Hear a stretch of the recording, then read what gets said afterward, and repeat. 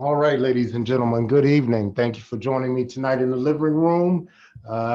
This is our Thursday night pep talk. I have a wonderful participant tonight and a wonderful panelist, and we'll get to that in a second. Let me take care of business. The disparities in our school discipline system, both nationally and here in Dallas, call attention to the need for change in our school culture. The use of zero tolerance practices and the over disciplining of youth of color, specifically Black youth, have continued the flow of Black boys and girls into the school to prison pipeline. Our educational system spends vast amounts of money for security services and minuscule amounts comparatively on the mental and emotional well-being of our youth. Systemic racism, racist practices, and policies have impacted communities of color, but specifically Black communities, creating wealth and achievement gaps that spill into our school system. Implicit bias, a lack of cultural awareness, consistently criminalize Black student behavior while dismissing and minimizing the same behavior in other students. Zero tolerance policies and practices are proven not to change students' behavior, but increase aggression and disengage youth from the learning process. Learning is not one size fits all. Moving our educational culture from deficit thinking toward a whole child approach is the goal of P.E.P. And tonight I am speaking with someone that I really look up to. She is the Director of Innovation at United Way Metropolitan Dallas. I'd like to introduce Alexis Snow. And Alexis, I'm going to allow you to do your introduction. Take it away. Thank you, Leon. Good evening, everyone. My name is Alexis Snow, and I am the Director of Innovation at United Way. My history of work and passion is in relation to education equity and fighting for all students to have a experience that they deserve in the school system. And I'm sitting before you because that is not the case. In Leon's great introduction, we can definitely hear, see, and witness all of the various aspects of our education system that needs change, reform. And that's why I'm here to be excited to talk to you about some of our thoughts as Leon and I have a conversation about how we can use innovation to change the way our students experience education in America. All right, well, thank you for that. I'm going to jump right into it.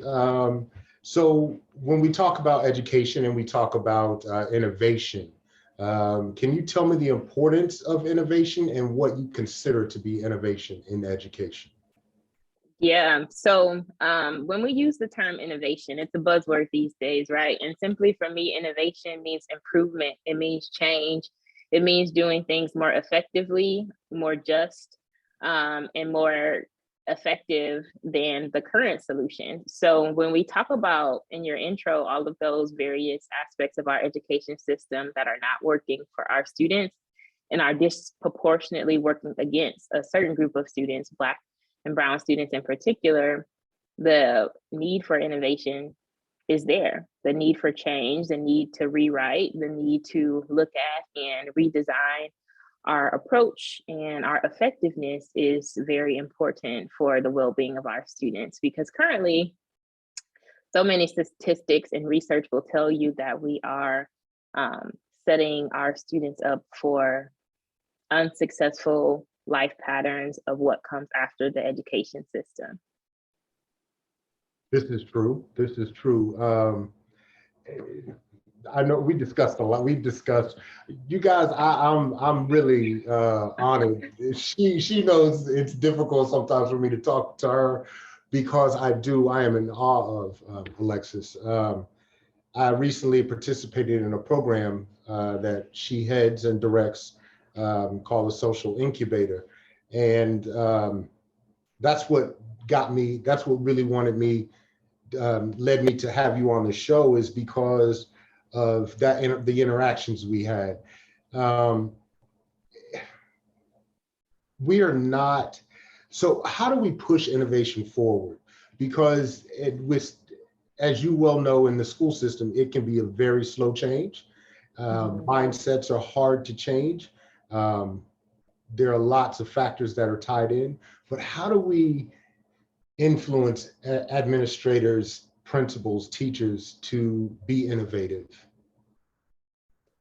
Yeah, that's a big question, and it's a heavy one because I don't have a prescription for that, but I do think it takes a group of people. It takes complete buy-in, right? Like our administrators are caught in a cycle and of kind of complacency and doing the best that they can to just run the schoolhouse, right? Like if it's not an actual fire, like literally, then it's not at the top of my priority, right? So we need to sit down with not only our parents, but our students, our administrators, our teachers, our council people, our legislators to really look at our system and figure out how do we refine our approach to not only lift up teachers and the education system as a prestigious institution that it is, and how do we make teachers one of those career pathways that is accessible. It provides a living wage, and not having our teachers working not only this op job, but a summer job and an after school job to be able to afford to be an educator. How do we compensate them in ways that allows them to, again, that freedom to really be the best teacher that they can be and not utilize their funds to put materials in their classroom? How do we take the pressure off of administration to implement standardized tests to where that's all they can focus on? We can't even focus on the well-being of our students or our teachers because we're too worried about tests mandated by a system that is not designed for Black and Brown students to achieve scores and give them a leg up, and they're equating their worth and achievement of a score that they were never for a test that was never designed for them to succeed in, right? It's a continuous divisive system that we are under. So it takes reform on so many levels for us to figure out how we can be more effective in that space. Would you agree, Leon? I would. I tell you, I have grown tremendously. I used to have a different viewpoint on teachers and understanding the struggles that they go through. Now, as I've done my advocacy work, understanding that systems are very difficult to change, and that people are trying to survive, and that's where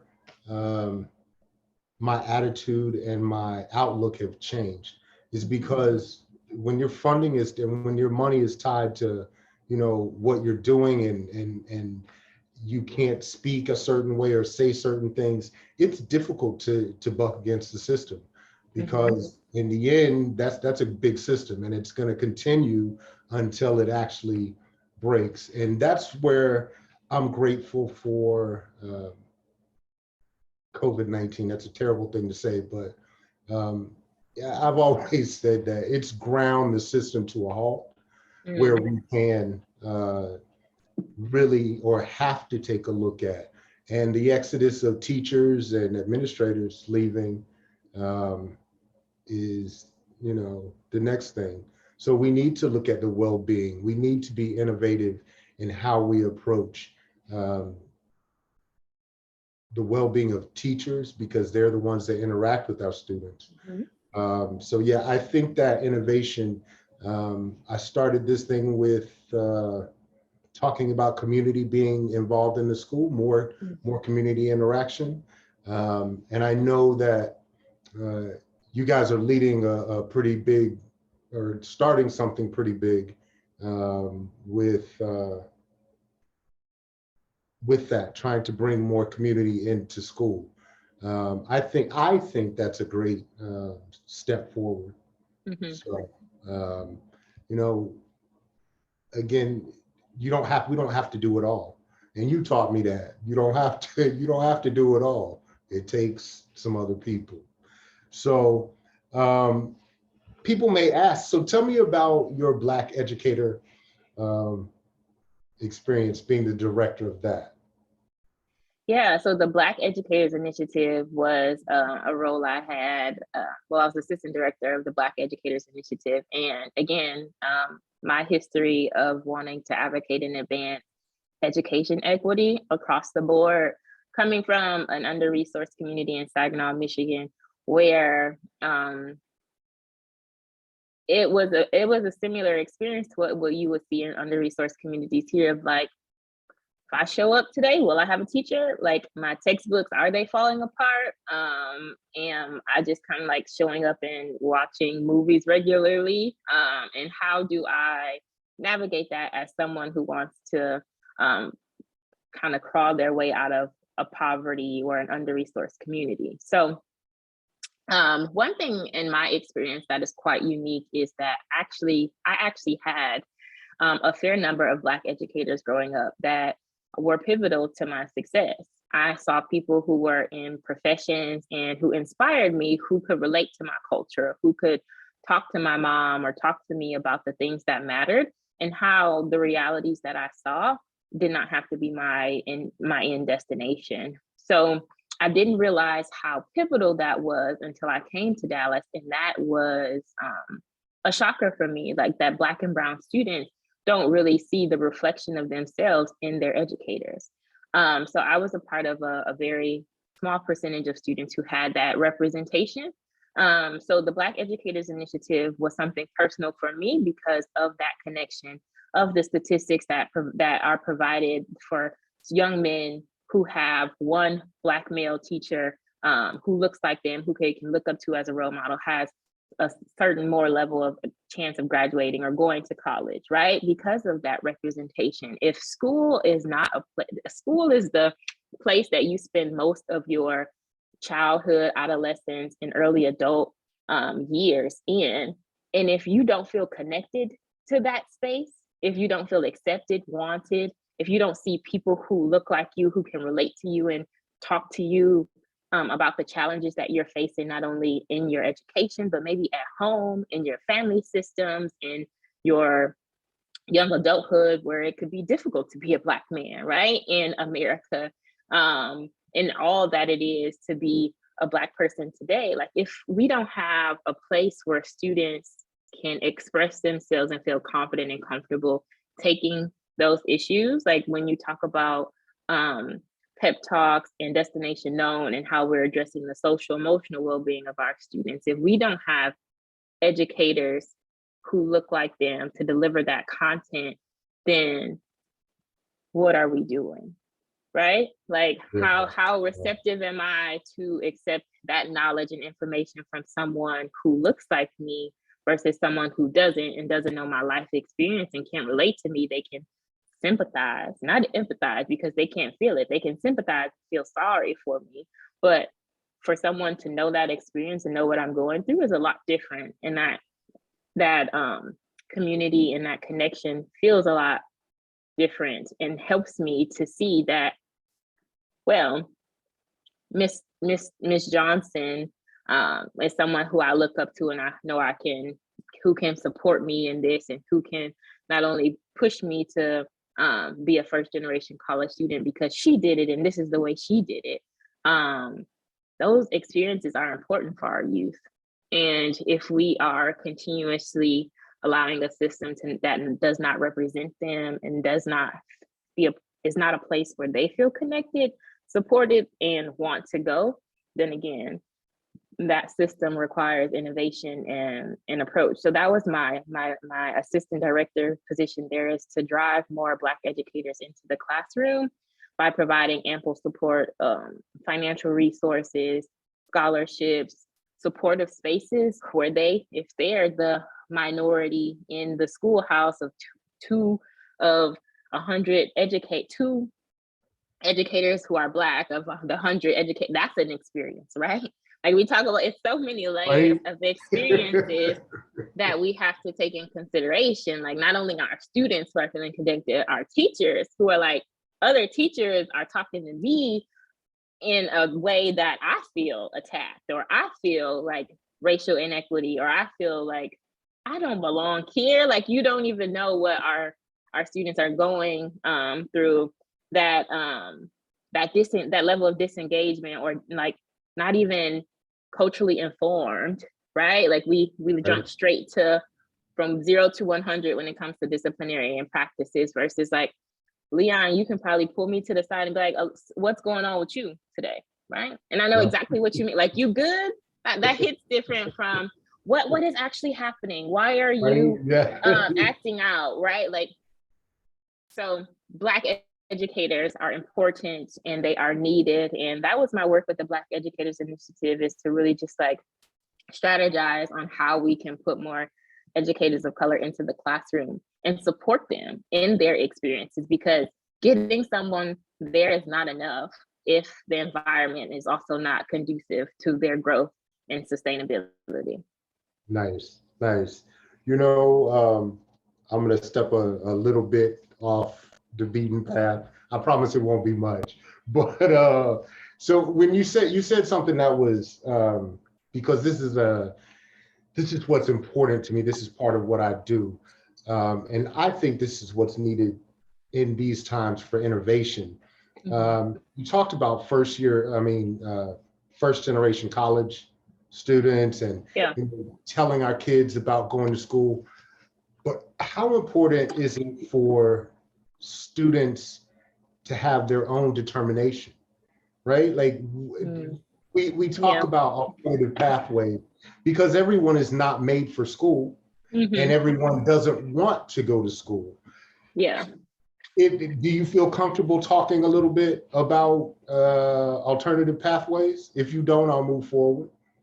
Yeah, I mean, I'm open to that conversation. I think you had a lot of points there of like, one, it takes intrinsic motivation when you're a first generation college student, right? I just had my first session of therapy this past week where my therapist and I were kind of debunking, like, why do you have such a drive or high level of desire to achieve, right?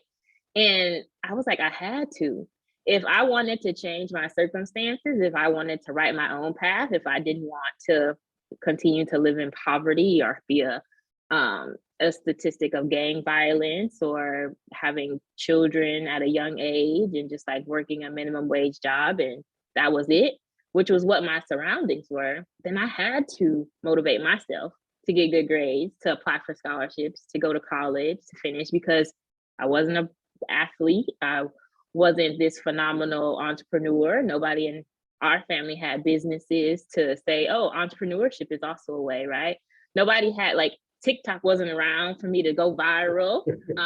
So in my community, it was all of these other programs, right? To come into the school for these under-resourced kids and tell them about education. Education is one of those pathways. So that was my route. But I completely understand and agree that that is not the route for everyone, right? Like, there are so many ways to break generational curses of poverty and living wage and how you can become your idea of successful, that education and force fitting a 4-year institution, or that's really 5 years, and so much student debt just for you to pay it back and never really make what you have come to, because again, that's a part of a system. That's not everybody's track, right? So saying all of that to say, alternative pathways are great as long as you have a plan.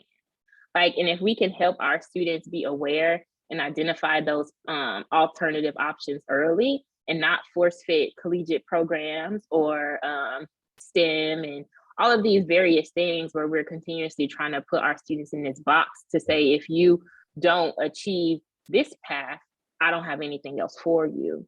Because we get so many students, I find it hard, that concept of the collegiate academy is hard for me to digest, because it creates segregation within our schools of like, if I'm not a part of that, who's helping me with college applications if that's something I choose to do? Or what does my future hold for me? Because these students get so many more resources and attention on them for being a part of this program. If I'm just a student who has a 2.5, like, what does my future hold? Am I just expected to graduate and know what that next steps are? So alternative pathways are great. I think, and that innovation and that new approach needs to come in to be aware.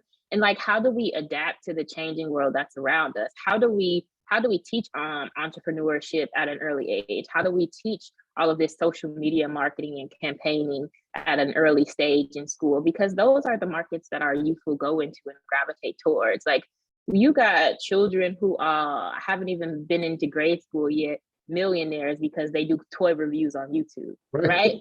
This cryptocurrency thing that it's way above my head is the next generation. Like, how does education move in the direction of the actual economy and country and keep up with the alternative pathways to work in science and technology and inventions and entrepreneurship? How do you show someone like, hey, if you see a problem, like, you can solve that with a innovative approach? Like, these students are masterminds when it comes by the age. And like you said, COVID-19, my niece who's 5 years old, can operate a computer way better than my mom, probably me and you, like with the operating techniques. How do we harness that and show them that it is okay, like, to be exposed to this technology at this level? What does coding look like for you? Those are 6-month, 1-year professions or certifications that pay way more than I'm making, right? Like, how do we encourage students and allow them to choose their own path, tap into interest and opportunities without there being like exposure to the 2% of careers that are out there? So I think, go ahead. I'm sorry. No, you go ahead. What you have? No. I was thinking, and it goes back to what you were saying when you said that, how do the kids feel? Because when they don't, we actually put kids down if they're not college, like if they don't want to go to college. And then if we don't start talking about, if we don't start being innovative and inviting people in that do know how to teach entrepreneurship, do know how to make, you can call the buzzword whatever you want, the whole child approach, if you want to do alternative pathways, whatever you want to call it. We have to be open to talk about that. But the whole reason I'm here is perception equals potential. If we're telling these kids that that's not viable, then why would they that's disinterested from school, right? Because then I know this works, I've seen it work. But then, because we have to start changing as adults, as educators, as a system, how we validate the alternative pathways. It's not, we don't get to decide anymore, like, this is what we're going to give you HVAC and whatever machine work, and that's all you get. Because those are wonderful, because I have a friend that's, like you said, making way more than me that does metal work, and he came home after 23 years and is making way more than a lot of us. So it's that, but then there's plenty of other things that we could find out what the kids want, how to implement that. So I just think it comes back to, we're still talking about how we perceive things and how are we going to be innovative as a system. And when we talk about that again, we're getting into another level of nitty gritty, like, because our reports, it looks good, right? That we're reporting 100% of our class, 90% of our class are going to college, right? I have applied, have got in, have got accepted, but we're not saying how many of them are in certification programs or taking the entrepreneurship route and creating their own business or practice, right? So again, we have to reframe and rework a lot of things in order to get us all on board with really taking the best interests of our students to heart. Yes, I think so too. I'm glad you were able to say that and voice that. Let's see, I want to talk about the Incubator and Accelerator program, specific to how it interacts with education.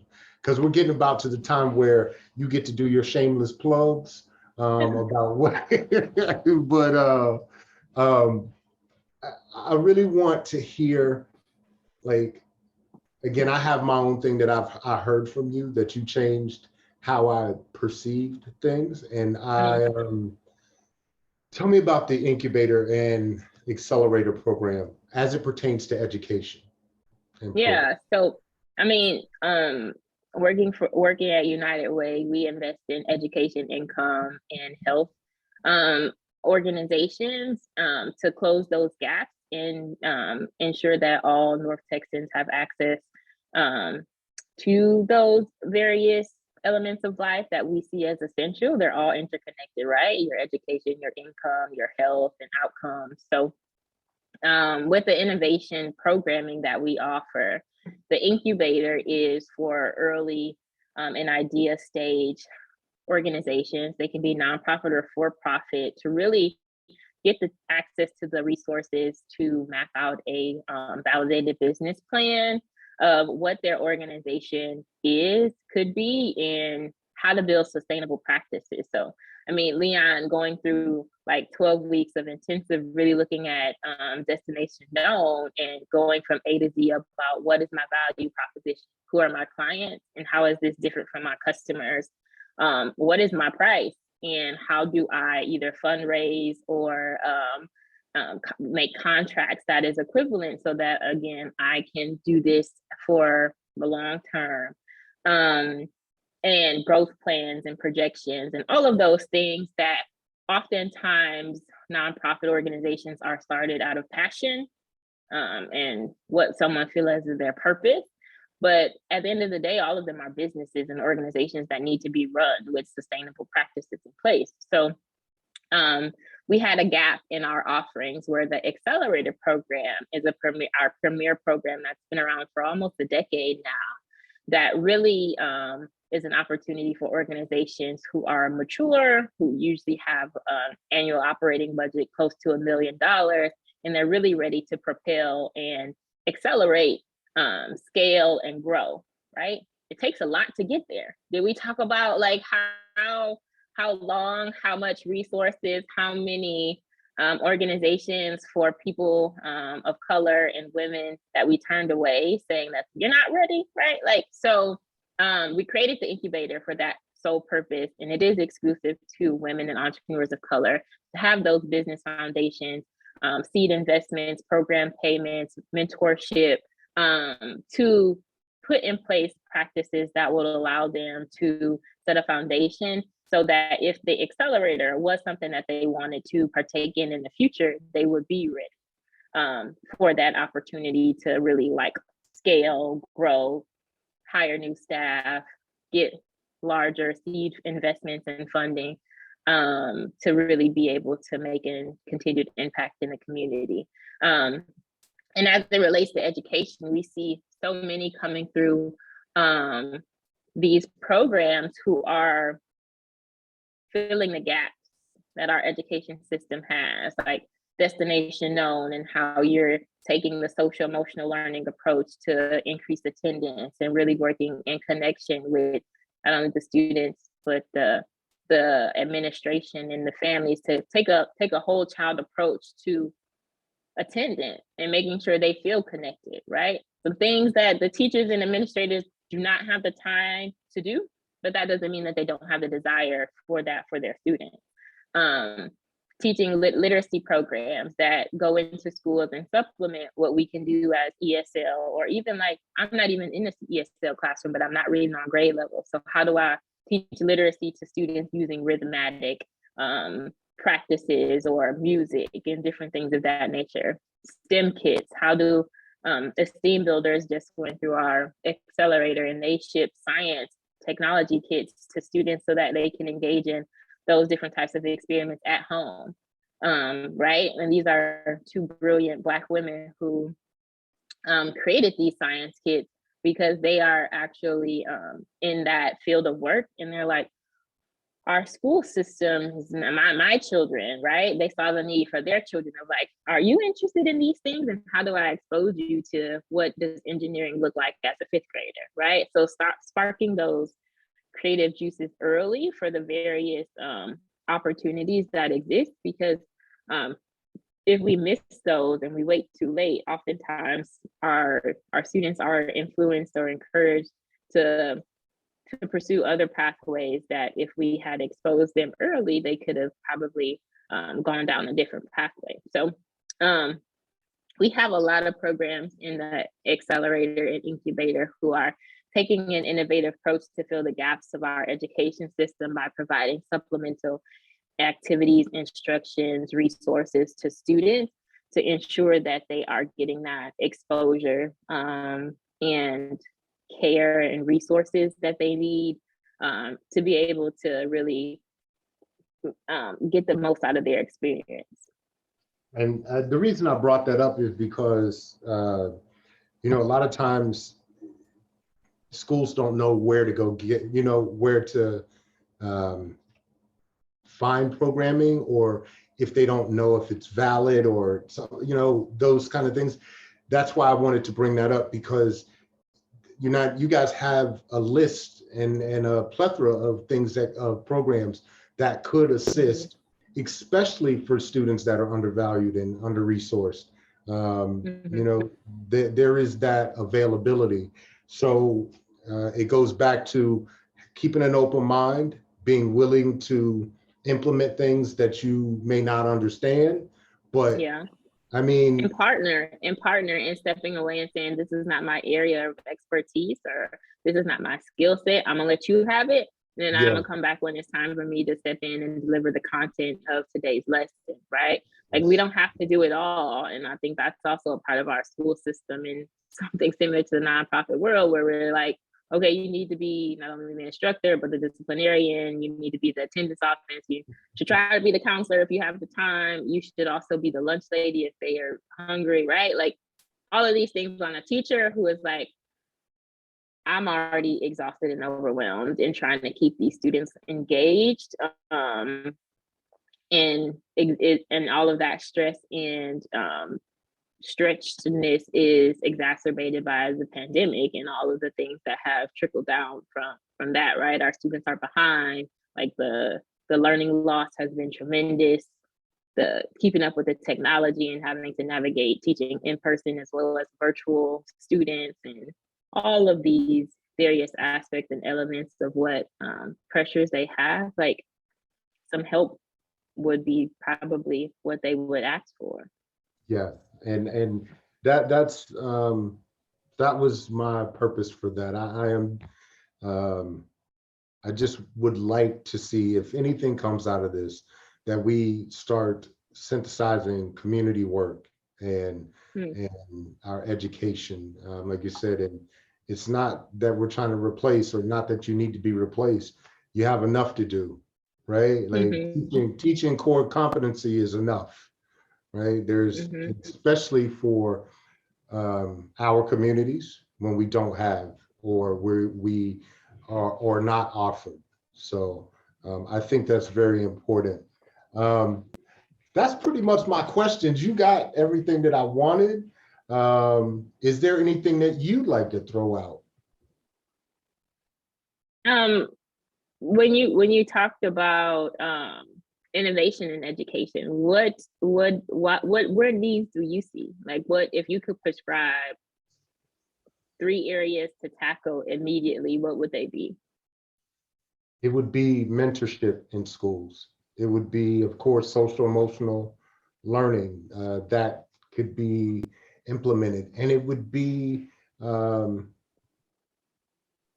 child-directed learning, right? That we start asking students more about what they want to do and figuring out how to. I mean, I that's part of what I do, so that's it. Understanding that there's a way to find out what a kid needs and to help them get that, right? Like you don't have to. You did nothing more for me than show me value of what I had, that what I was actually doing was viable. And then I had you guys gave me mentors, and you showed me where to look.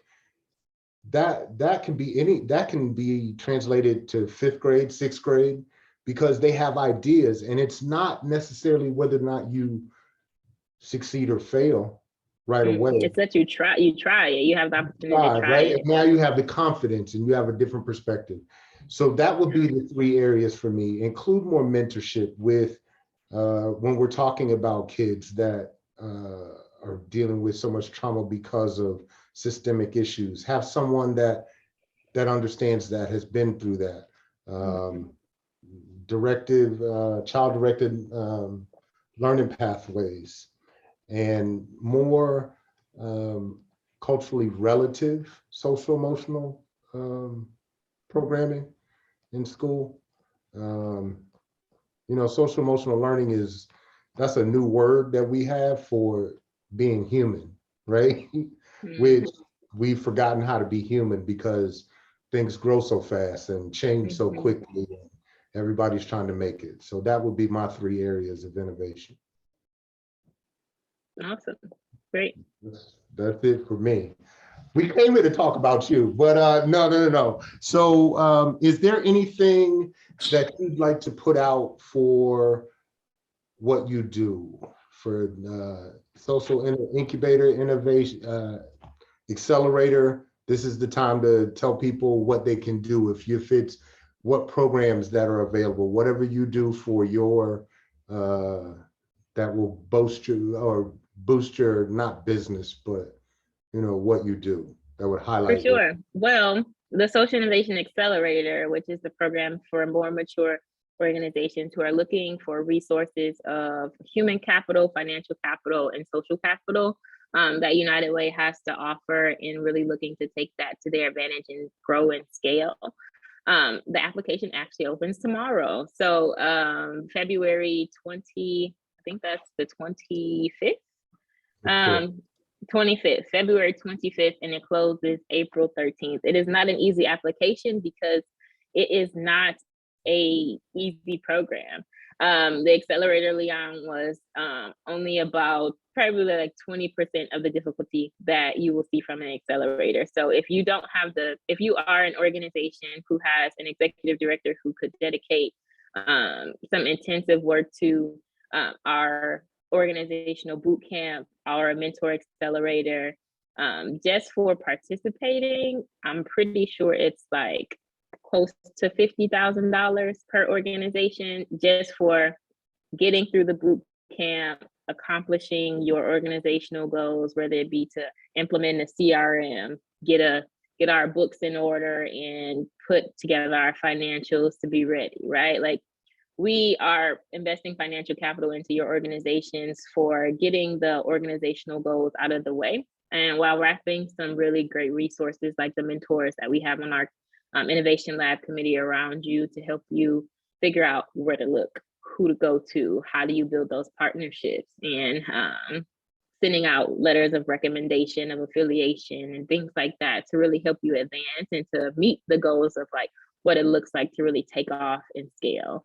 So yeah, the accelerator, I would encourage everyone to visit unitedway.com. I'm sorry, unitedwaydallas.org. Click the social innovation page and explore our programming. It's --accelerator. It's for the specific program. And yeah, we also have the culmination of the big accelerator, which is a pitch competition on April 6th, which you can attend virtually. $250,000 will be up for grab for those organizations to pitch and tell the world about their ventures and how they have an innovative solution to the pressing problems facing North Texas. So it'll be a great opportunity for you to learn about organizations who have come through the program and the impact that they're going to make, and see how they can walk away utilizing those funds to continue to make an impact. Nice. Thank you very much. I really appreciate your time as always. And I'm grateful for you joining us. And it wasn't easy, Leon. So I hope you appreciate it. Thank you. It was a pleasure speaking with you You on know this what? recording. Don't do that to me. We are very sorry that our Facebook Live did not work properly tonight, Yes, but hopefully yes, you enjoy this recording and reach out to us via LinkedIn. It's the most network that I'm active on. If you'd like to connect further or stay in the loop about any of the various opportunities to engage with the social innovation work at United Way, or just to connect. I'm cool people. I'm just kidding. But Leon is also on he is LinkedIn. cool people. So push Yes, him he to is. Leon is also on LinkedIn, so push him to be more active there, and follow him as well. Yes, thank you. Thank you. I appreciate it. You have a wonderful night. Thank you. You too, Leon. Bye-bye. Stop. All right, you have a good night. You still Yes. recording.